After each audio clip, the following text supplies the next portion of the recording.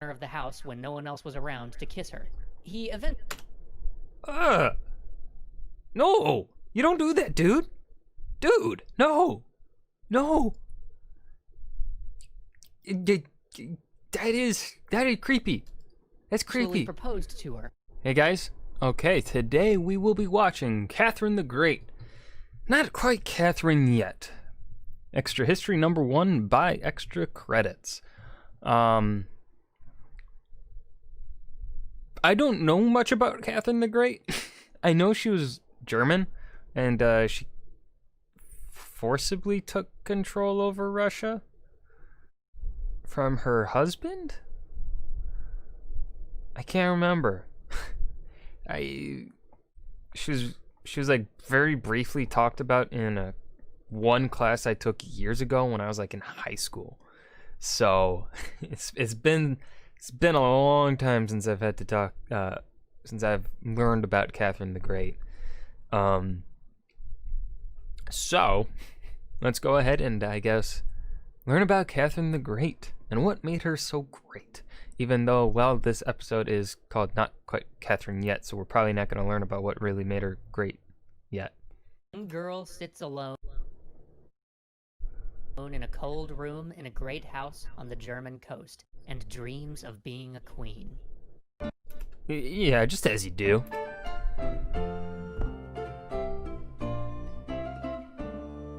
That girl's name was Sophia, or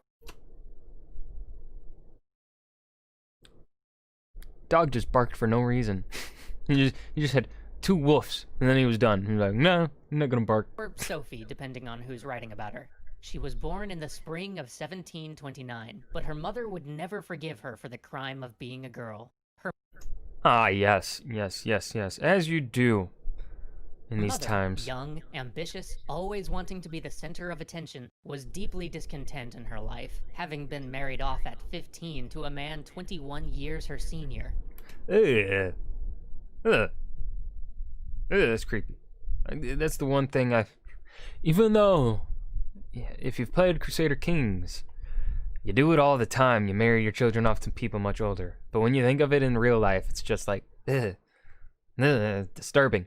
Worse still, that man was poor, at least by her standards, and stuffy.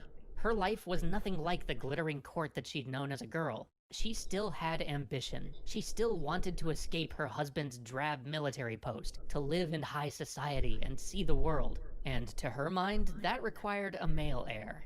And so poor Sophia was neglected, often told that she was ugly, yelled at for minor offenses, or simply left entirely alone. She was bright and could memorize things with ease, but she frequently infuriated her tutors by asking questions like, why were the great men of antiquity damned just because they lived before Christ? Or, what was the universe like before creation? Those some deep freaking questions right there. She found solace only in the lessons she was taught by one of her governesses, who introduced her to French and brought her books by Racine and Molière. And all the while, her mother doted on her sickly and infirm brother, who'd been born a year and a half after she'd entered the world, unwanted. Sophia would always harbor a resentment over the treatment she received compared to her brother, but in 1742, when she was 13, her brother died, succumbing to scarlet fever. She had one other brother who would survive their youth, but he was a half-decade younger, and so now, at last, her ambitious mother's eye finally turned to her. But she didn't receive the warmth and the Half decade? Why not just say 5 years? Like, that just clicked in my head. It took me a couple seconds, but like, I'm like, wait, half decade? Just say 5 years, bruh. affection that she'd hoped for. Her mother's aim was to see her married. After all, her mother thought, taking her daughter out in search of a match to travel and get back to court might provide a path to escape her drab life. Unfortunately, her daughter was proud, impertinent, and arrogant, or at least so she felt. If there was to be any attempt at matchmaking, she was going to have to break Sophia of these habits. And so, Sophia learned to hide her pride, to hide her talents, and her mother began writing and visiting all of their relatives in search of a match. And she made sure that Sophia knew just what failing to find a match would mean. From time to time, she would take Sophia to see spinster relatives locked away in a convent, or shut away in a remote wing of a family house. One of these encounters Sophia would remember forever. An aunt who lived in one small room with 16 pug dogs. 16 pugs who did everything that dogs do. Oh, and they didn't clean up after the pugs? I'm like if they cleaned up after the pugs, like, that sounds like a good time. You're just living with dogs. It sounds great. But if you're not cleaning up after them, no. In that one room, the smell would haunt her for all her days. So she rapidly became enamored of the idea of marriage. She saw it as a way out, an escape from her mother. But her prospects were limited.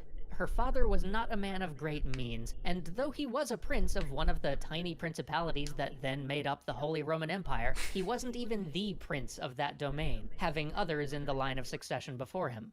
Her mother, on the other hand, was of the House Holstein-Gottorp, one of the great houses of the Holy Roman Empire. And though she was from a minor branch, she could still reach out to all her cousins. And so it was that, even before her brother died, on a visit to her uncle, Sophia met the orphaned Duke of Holstein, Peter Ulrich, 11 years old at the time.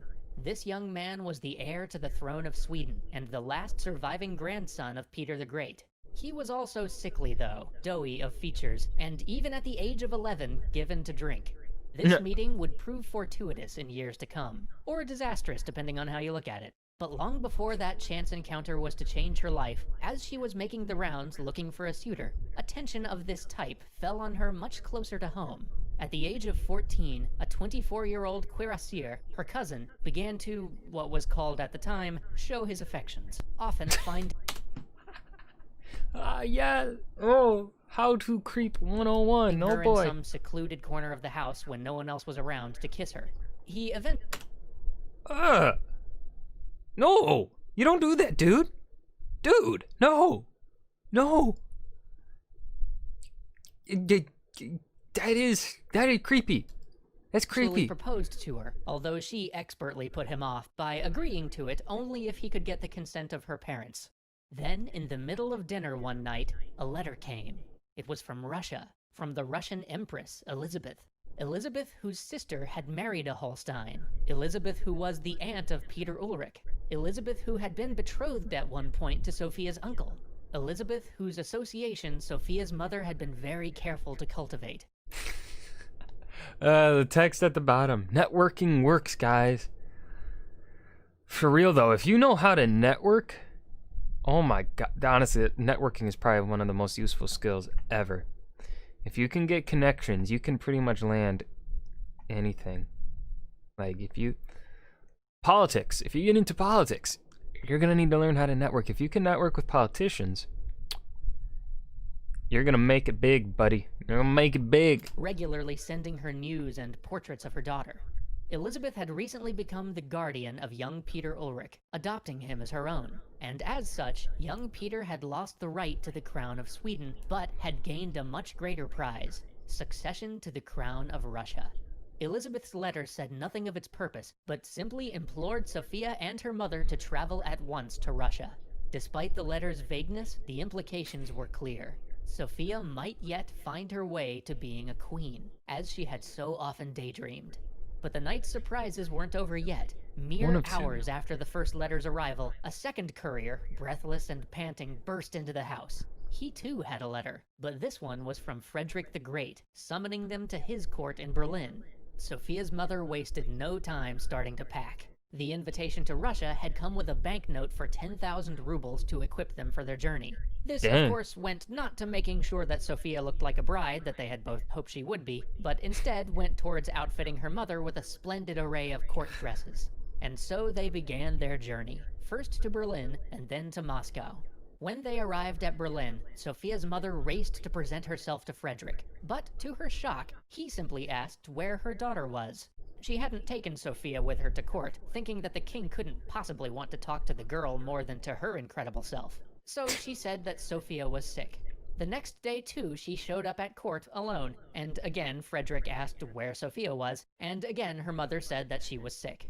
On the third day, Frederick pressed the issue, and Sophia's mother said that she couldn't come because she had nothing to wear. At which juncture, a somewhat miffed Frederick the Great cut her off and asked one of his sisters to just lend the poor girl a dress, please.